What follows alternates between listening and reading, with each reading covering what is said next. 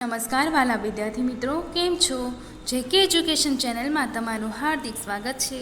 તો આજે આપણે ધોરણ 9માં વિષય સામાજિક વિજ્ઞાનમાં ચેપ્ટર નંબર 3 નૂતન વિશ્વ તરફ પ્રયાણનું સ્વાધ્યાયનું સંપૂર્ણ સોલ્યુશન જોઈશું. પ્રશ્ન નંબર 1, વૈશ્વિક મહામંદીના ઉદ્ભવની અસરો જણાવો. જવાબ: વૈશ્વિક મહામંદીની અસરો નીચે મુજબ હતી. વિશ્વના મોટા ભાગના રાષ્ટ્રો પર વૈશ્વિક મહામંદીની અસરો થઈ હતી. વિશ્વની મહાસત્તા ગણાતા ગ્રેટ બ્રિટનને પોતાના ચલણ પાઉન્ડ સામે અનામત રૂપે સોનાનો જથ્થો રાખવાની નીતિ ત્યજવી પડી. ગ્રેટ બ્રિટનના આ પગલાંની અસર વિશ્વના અન્ય રાષ્ટ્રો પર પણ પડી. અમેરિકા જેવા સમૃદ્ધ રાષ્ટ્રમાં આર્થિક મંદીનું મોજું ફરી વળ્યું. અમેરિકામાં અનેક કારખાના તેમજ ઉદ્યોગ ધંધા બંધ પડી ગયા. અમેરિકામાં લાખો કામદારો બેકાર બન્યા. વૈશ્વિક મંદીએ અમેરિકાની અર્થવ્યવસ્થાને નબળી પાડી. દેશની આર્થિક સ્થિતિને કથળતી અટકાવવા અમેરિકાને કડક નિયંત્રણો લાદવા પડ્યા. વિશ્વના આંતરરાષ્ટ્રીય વેપાર અને ઉદ્યોગો મંદીની અસર નીચે આવ્યા. વિશ્વનો વેપાર ઘટીને અડધો થઈ ગયો હતો. ક્વેશ્ચન નંબર 2, દ્વિતીય વિશ્વયુદ્ધના ઉદ્ભવ માટેના જવાબદાર પરિબળોની ચર્ચા કરો.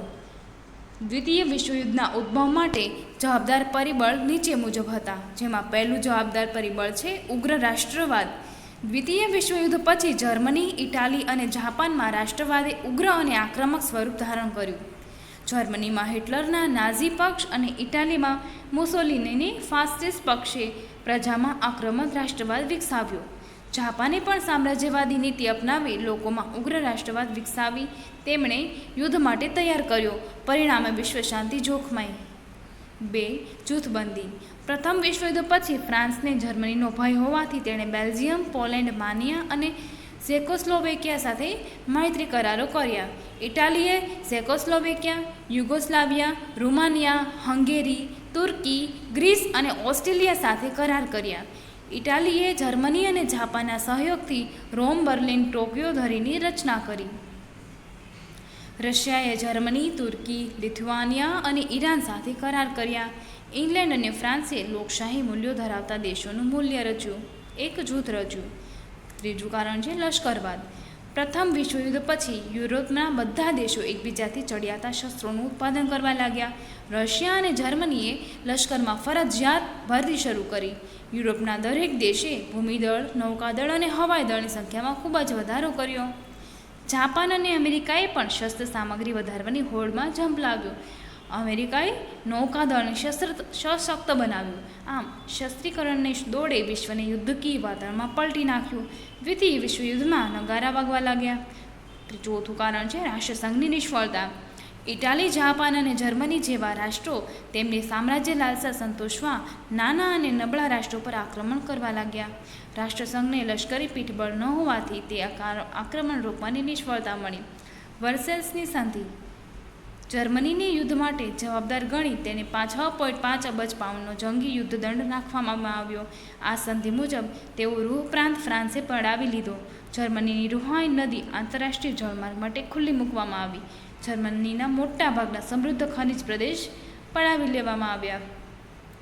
વર્સેલ્સની સંધિ જર્મની માટે અન્યાયી અને અપમાનજનક હતી.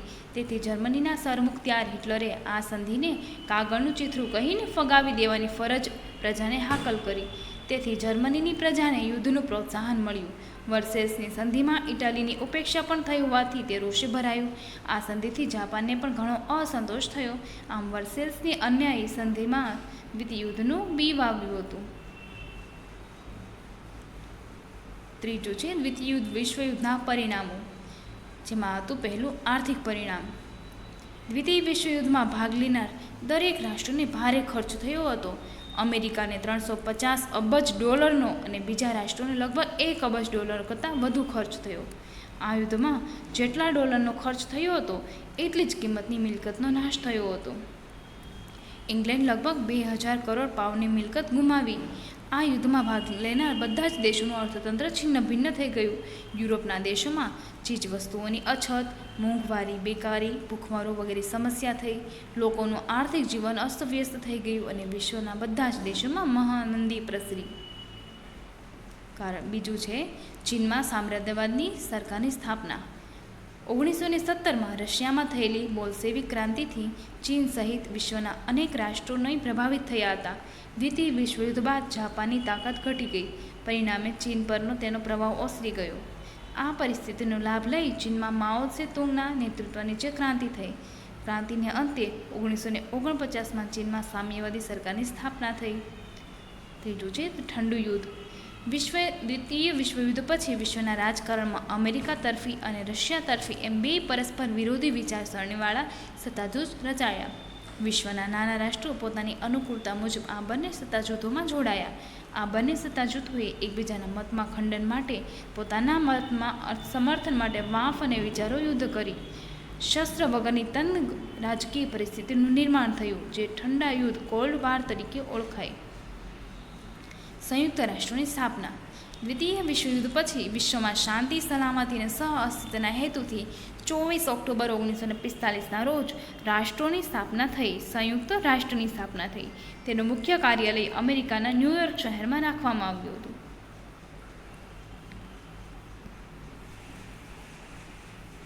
પ્રશ્ન નંબર 2. નીચેના પ્રશ્નના ટૂંકમાં જવાબ લખો. પહેલું, સંયુક્ત રાષ્ટ્રોની સ્થાપનામાં શા માટે કરવામાં આવી હતી?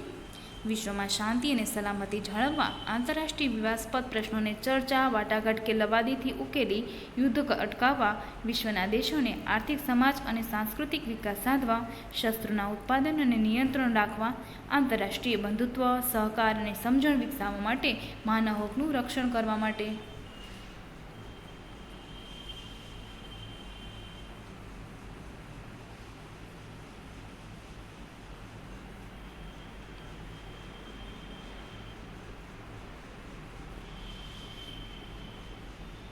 વગેરે ઉચ્ચ આદર્શ અને ભાવનાઓનો સાકાર કરવા માટે દ્વિતીય વિશ્વયુદ્ધ પછી સંયુક્ત રાષ્ટ્રની સ્થાપના કરવામાં આવી.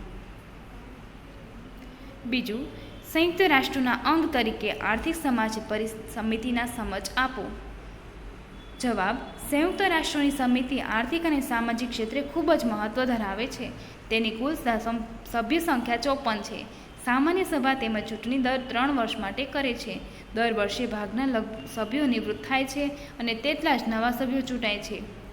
આર્થિક અને સામાજિક સમિતિ ઇકોસોક તે જગતના દેશોની આર્થિક, સામાજિક, સાંસ્કૃતિક અને આરોગ્ય વિષયક બાબતોને અભ્યાસ કરી અહેવાલ તૈયાર કરે છે અને તેમના વિકાસ અને વિવિધ પ્રવૃત્તિઓની ભલામણ કરે છે કે ધર્મ, જાતિ કે પ્રદેશના ભેદભાવ વિના જગતની પ્રજાનું જીવન ધોરણ ઊંચું લાવવાના પ્રયત્નો કરે. આ સમિતિની દેખરેખ નીચેની તેની પેટા સમિતિઓ વિશ્વભરમાં કામ કરે છે. વિશ્વ આરોગ્ય સંસ્થા WHO તે વિશ્વના બધા લોકોની તંદુરસ્તી સુધારવાનું કામ કરે છે. આંતરરાષ્ટ્રીય બેંક અને નાણાં ભંડોળ તે વિશ્વમાં નાણાકીય સ્થિરતા સ્થાપવાનું કામ કરે છે. FAO આંતરરાષ્ટ્રીય અન્ન અને કૃષિ સંસ્થા તે દુનિયાના બધા દેશોને કૃષિ ઉત્પાદનો, જંગલ, માછલીઓનું વગેરેનું ઉત્પાદન વધારવાનું, પોષણનું ધોરણ ઊંચું લાવવાનું કામ કરે છે. યુનિસેફ સંયુક્ત રાષ્ટ્રોનું બાળકો માટેનું આકસ્મિક મદદ ભંડોળ ને વિશ્વના બાળકોનું સ્વાસ્થ્ય સુધારવા, પૌષ્ટિક આહાર અને બાળ કલ્યાણની પ્રવૃત્તિ કરે છે. યુનેસ્કો સંયુક્ત રાષ્ટ્રની શૈક્ષણિક, વૈજ્ઞાનિક અને સાંસ્કૃતિક સંસ્થા તે દુનિયાના બધા દેશોમાં શૈક્ષણિક, વૈજ્ઞાનિક અને સાંસ્કૃતિક પ્રવૃત્તિ દ્વારા આંતરરાષ્ટ્રીય સહકાર વધારવાનું કામ કરે છે.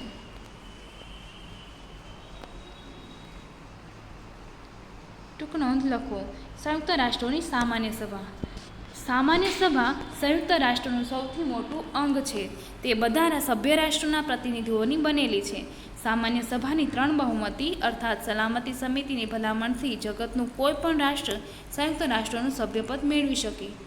દરેક રાષ્ટ્ર સામાન્ય સભામાં પોતાના 5 પ્રતિનિધિઓ મોકલી શકે, પરંતુ દરેક રાષ્ટ્ર એક જ મત આપવાનો અધિકાર છે. હાલમાં સામાન્ય સભામાં સભ્યોની કુલ સંખ્યા 193 છે. સામાન્ય સભા કોઈ સામાન્ય બાબત પર સાદી બહુમતી ઠરાવ પસાર કરે છે, પરંતુ મહત્વના પ્રશ્ન હાજર રહેલા સભ્ય રાષ્ટ્રની બહુમતીથી ઠરાવ પસાર કરવામાં આવે. મુખ્ય કાર્યો: આંતરરાષ્ટ્રીય સંબંધોને લગતી કોઈ પણ બાબત પર સામાન્ય સભા ચર્ચા કરી સલાહ, સૂચન કે ભલામણ કરી શકે છે. બીજું, દર વર્ષે સંયુક્ત રાષ્ટ્રોની મહામંત્રીએ રજૂ કરેલા અંદાજપત્રને મંજૂર કરે અને સ્વયં સંયુક્ત રાષ્ટ્રોના દરેક અંગના ખર્ચની રકમોની ફાળવણી કરે. ત્રીજું, વિશ્વના રાષ્ટ્રોના આર્થિક વિકાસ, માનવ અધિકાર, નિઃશસ્ત્રીકરણ તેમજ વર્તમાન સમયમાં આંતરરાષ્ટ્રીય પ્રશ્નોનું નિરાકરણ વગેરે બાબતો સામાન્ય સભા કરે છે. ચોથું, તે સંયુક્ત રાષ્ટ્રોના વિવિધ અંગોના સભ્યની ચૂંટણી કરે છે. તે દર વર્ષે પોતાના પ્રમુખ અને ઉપપ્રમુખની ચૂંટણી કરે છે. સામાન્ય સભાને વિશ્વની સંસદ કહેવાય છે. સામાન્ય સભાનું વડું મથક ન્યૂયોર્કમાં છે.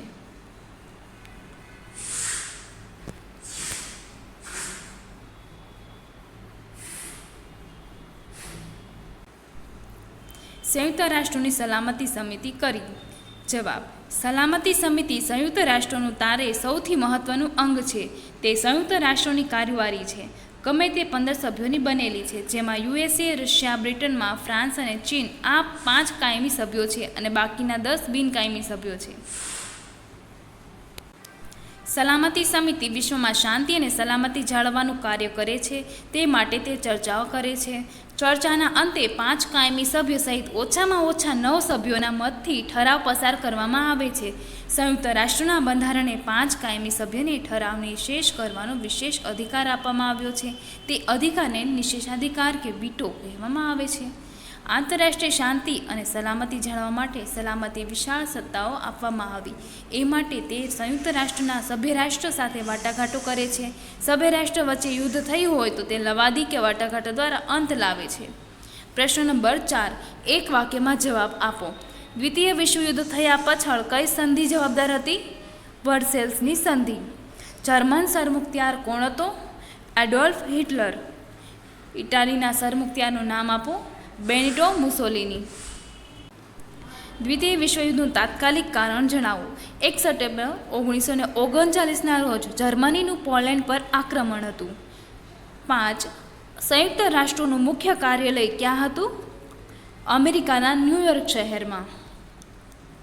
ઠંડુ યુદ્ધ એટલે શું? દ્વિતીય વિશ્વયુદ્ધ પછી વિશ્વના રાજકારણમાં લોકશાહી દેશ અમેરિકા તરફી અને સામ્યવાદી દેશ રશિયા તરફી 2 પરસ્પર વિરોધી વિચારસરણીવાળા સત્તા જૂથમાં વહેંચાયા. આ બંને સત્તા જૂથ એકબીજાના મતના ખંડન માટે તેમજ પોતાના મતના સમર્થન માટે વાણી અને વિચારના યુદ્ધો કરી શસ્ત્ર વગરની તંગ રાજકીય પરિસ્થિતિનું નિર્માણ કર્યું, જે ઠંડા યુદ્ધ તરીકે ઓળખાય. પ્રશ્ન નંબર 5, વિકલ્પ. જેમાં પહેલું છે, જર્મનીમાં નાઝીવાદનો સ્થાપક કોણ હતો? હિટલર.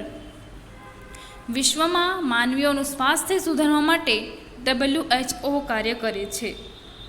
નીચેનામાંથી કયું વિધાન સાચું છે? મુસોલિનીએ ઇટાલીમાં ફ્રાન્સવાદની સ્થાપના કરી. તો વિદ્યાર્થી મિત્રો, તમે આ ચેપ્ટરનું સ્વાધ્યાયનું સંપૂર્ણ સોલ્યુશન જોયું. આવા હજી બીજા સ્વાધ્યાયના સોલ્યુશન માટે આ વિડીયોની લિંક તમને ડિસ્ક્રિપ્શનમાં આપેલી છે. તો તમે આ વિડીયો તમારા ફ્રેન્ડ સાથે શેર કરજો અને શીખજો. આપણે આવા બીજા વિડીયો સાથે ફરી મળીશું. થેન્ક યુ વાલા વિદ્યાર્થી મિત્રો.